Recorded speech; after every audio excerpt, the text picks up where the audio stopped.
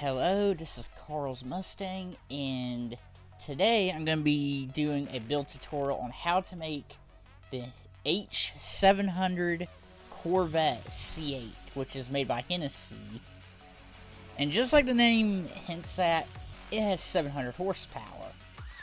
Now, I built this thing about a year ago, and it's actually very fun to drive, and I mean very fun to drive, and it's very competitive in the 700p American class. But how I built it is I put Sports Soft. Now you can kind of go whatever tires, but being it's a street legal car, you kind of want Sports Soft tires. I went with a pre-adjusted sports suspension. Now that's up to you if you really want it. It handles very well. Like, it has a little bit of understeer, but that's just the Corvette C8 being a C8. But it handles very well with that suspension, especially if you know how to handle the understeer. Now, since I had to put a front splitter on it and the little... I didn't have to put the little back wing on it, but I decided to do that because I thought it was smart with 713 horsepower.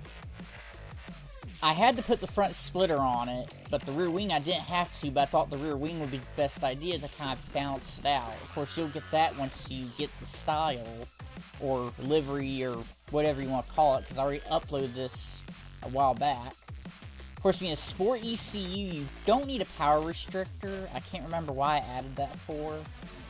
A racing air filter, a semi-race exhaust, a racing exhaust manifold. I went with racing brakes. I think that'd be the best idea, but you can kind of go with whatever floats your boat. Of course, racing brake pads, of course, same thing. Kind of depends on what you want. A high-end torque supercharger. You need that to produce that power without doing any major modifications to the engine. Also, it matches about the supercharger that they put on that one, because it's a high-output supercharger. And then, of course, a racing intercooler. I went with a sports clutch. You don't have to put a clutch on it, but I went with a sports clutch. And as you can see, as I said, with no major engine modifications, it made 713, which is what the Corvette is rated at when it comes to the power that's coming out of the engine. When it's going to the wheels, it's 708, if I remember correctly. But next, I'm going to show you what this thing does on the track. Okay, as I promised, here's a run of it on True Mountain. Now, I'll have the link to the style or livery, whatever you want to call it, in the pinned comment. But one thing I will say about the car is, yes, you have to watch for it being a little squirrely, because there's some parts in this replay I'm not sure what's going to get to, but I'm not going to show the whole 5 laps, because that'd be a little ridiculous. But it does get a little squirrely. You have to get used to its braking points, because the Corvette C8 already has kind of crappy brakes on this game. So even with racing brakes and racing brake pads, it doesn't have as much braking as some of the other cars will. But they're not total crap, it's just they're not as good as you think they'll be. But otherwise, this car's... it handles well, it's fast. This is on hard difficulty, by the way. I tried to challenge it against Sophie, but Sophie was bringing out race cars. And just in case you're not new to the channel, you've seen some of my other builds, this is why I mentioned Sophie. I'm on PS5. But